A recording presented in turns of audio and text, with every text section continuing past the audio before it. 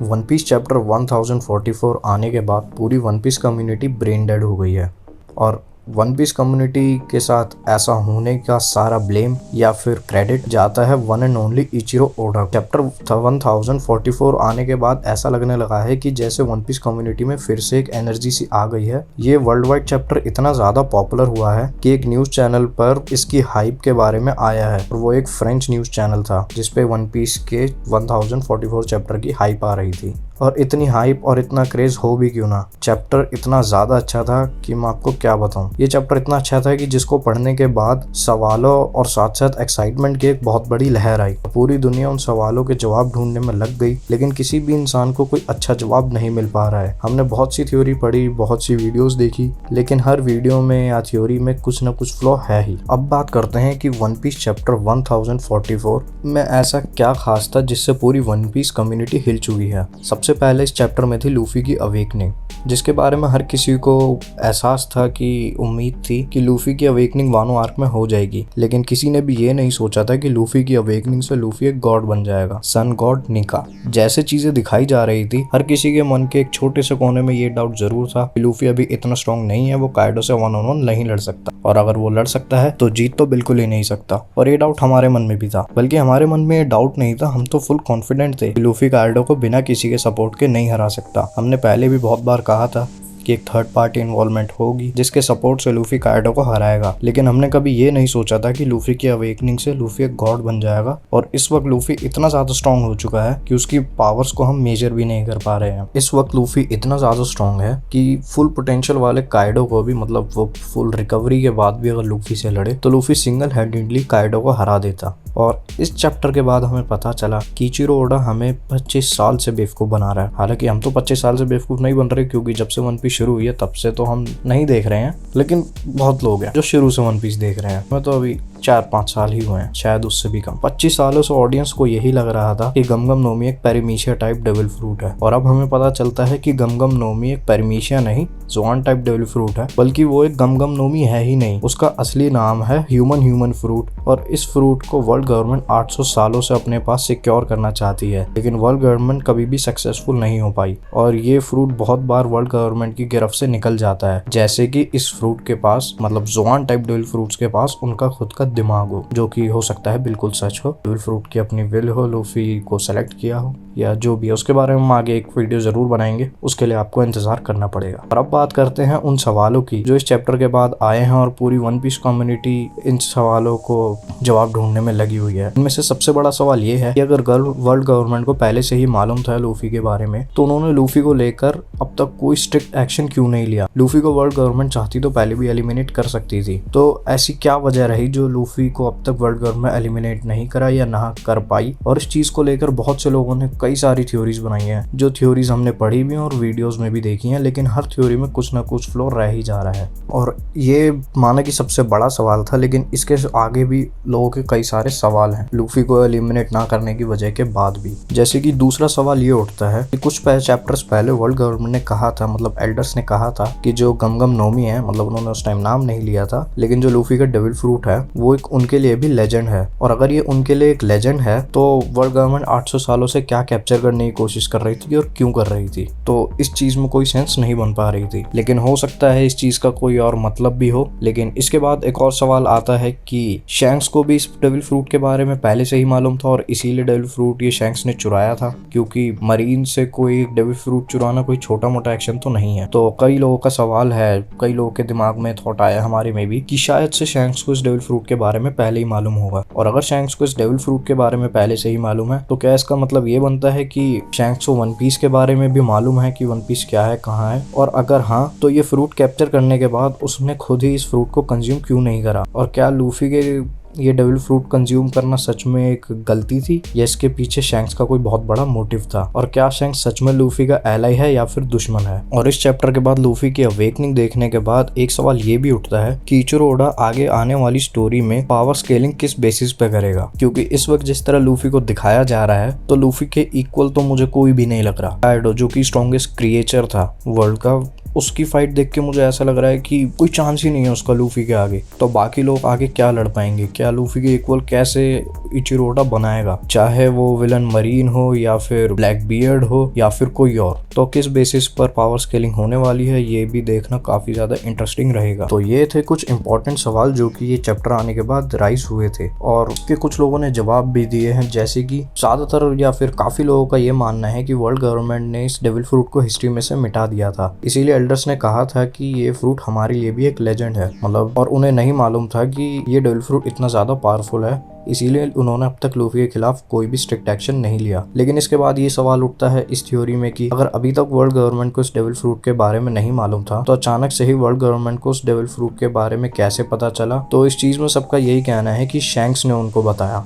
जैसा कि हमने देखा था रिवरी के टाइम पर शैंक्स वर्ल्ड गवर्नमेंट को एक पर्टिकुलर पायरेट के बारे में अवेयर करने जाता है। तो लोगों का मानना है कि वो लूफी के बारे में ही वर्ल्ड गवर्नमेंट को अवेयर करने गया था, उसके डेविल फ्रूट के बारे में। बट फिर यहाँ ये सवाल आता है कि शैंक्स को पहले से ही मालूम था लूफी के बारे में, तो शैंक्स ने अभी एल्डर्स को क्यों बताया? और क्या शैंक्स को वर्ल्ड गवर्नमेंट से ज्यादा मालूम होगा एशियंट हिस्ट्री के बारे में? अगर हम मान भी लेते हैं कि शैंक्स को वन पीस के बारे में मालूम है, तब भी ये बड़ी हैरानी की बात होगी कि शैंक्स को एल्डर्स से भी ज्यादा नॉलेज है एशियंट हिस्ट्री के बारे में, उस डेविल फ्रूट के बारे में। तो हमारा ऐसा मानना है कि ये चीज पॉसिबल नहीं हो सकती। शैंक्स को वर्ल्ड गवर्नमेंट से ज्यादा नॉलेज नहीं हो सकता है कि शैंक्स को उनके बराबर नॉलेज हो, लेकिन ज्यादा कोई चांस ही नहीं है। और लूफी हमेशा से ही मेन लाइट में रहा है वर्स्ट जनरेशन में, तो ऐसा भी नहीं हो सकता कि वर्ल्ड गवर्नमेंट की नजरों में लूफी आया ही ना हो, इसीलिए वर्ल्ड गवर्नमेंट अवेयर ही ना हो लूफी के बारे में। तो ये चीज तो पॉसिबल ही नहीं है, क्योंकि लूफी ने बहुत बड़े बड़े काम किए हैं, जैसे एनीस लॉबी और पैरामाउंट वॉर। और इन सारी चीज़ों के अराउंड हमने भी कुछ सोचा है कि वर्ल्ड गवर्नमेंट लूफी को एलिमिनेट क्यों नहीं किया या क्यों नहीं कर पाई। तो हम भी एक सॉल्यूशन पर आए हैं और उसके बारे में हम आपको बताते हैं। तो अगर हम बात करें पैराडाइज की, पैराडाइज में एनीज लॉबी में जब बस्टर कॉल हुई थी तो ओकाईजी वहां पर मौजूद था और ओकाईजी के पास काफी अच्छी अपॉर्चुनिटी थी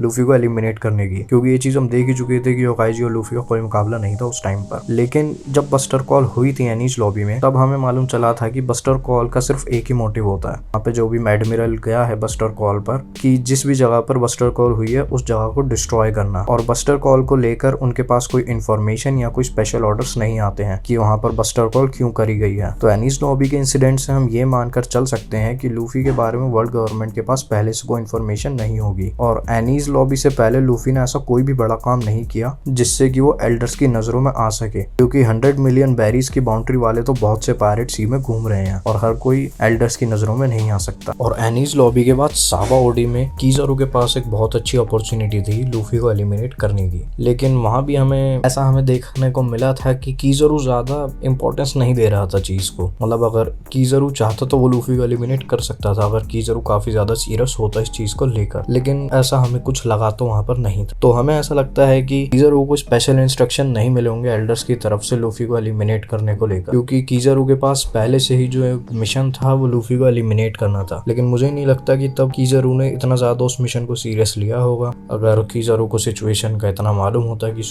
लूफी इतना बड़ा थ्रेट है तो शायद से कीजरू उसी वक्त एलिमिनेट कर सकता था। तो ये बात थी पैराडाइज। इसके बाद पैराडाइज में एक बस पैरामाउंट वॉर होती है, उसके बाद पैराडाइज खत्म हो जाता है। और पैरामाउंट में तो अकाइनू ने बहुत कोशिश करी थी लूफी को एलिमिनेट करने की, लेकिन उसके पीछे भी शायद से ये वजह नहीं थी, बस लूफी को वो एलिमिनेट करना चाहता था। तब व्हाइट बियर्ड पायरेट्स लूफी के साथ थे और उन्होंने इसे बचा लिया था। तो इसके बाद यहाँ पर पैराडाइज खत्म हो जाता है। इसके बाद शुरू होता है न्यू वर्ल्ड। और जैसा कि आप सब लोगों को मालूम ही होगा कि मरीन का कंट्रोल और ऑर्डर पैराडाइज में चलता है, न्यू वर्ल्ड में नहीं। न्यू वर्ल्ड में मरीन के पास इतनी ज्यादा पावर नहीं है कि वो फ्रीली कोई भी एक्शन ले सके, क्योंकि न्यू वर्ल्ड में यांकोस का कंट्रोल है। न्यू वर्ल्ड में मरीन के लिए लूफी को एलिमिनेट करना बहुत ज्यादा मुश्किल काम है। और न्यू वर्ल्ड में मरीन की पावर्स कम होने की वजह से मरीन के लिए स्ट्रॉ हैट्स को ट्रेस करना भी इतना ईजी नहीं है, और ना ही वो फ्रीली किसी भी बैटल में उतर सकते हैं बिना किसी रुकावट के। और न्यू वर्ल्ड में मरीन अगर लूफी से बैटल करना भी चाहे तो न्यू वर्ल्ड में मरीन के आसपास लूफी कुछ ही इंसिडेंट में रहा है, जैसे पंख हजार्ड में स्मोकर के पास, और स्मोकर बस एक वाइस एडमिरल है, उसको इन चीजों के बारे में इंफॉर्मेशन हो ही नहीं सकती। एक एडमिरल लेवल के मरीन से उसका एनकाउंटर हुआ था ड्रेसरोजा में, लेकिन ड्रेसरोजा में कोई भी डो फ्लेमिंगो की फाइट में इंटरफेयर करना नहीं चाहता था, तो इसलिए लूफी को वहां पर एलिमिनेट नहीं किया गया होगा, क्योंकि मरीन कोई भी इंटरफेरेंस नहीं दिखा रही थी। और उसके बाद तो लूफी ने बड़ी बड़ी फाइट ली हैं, जैसे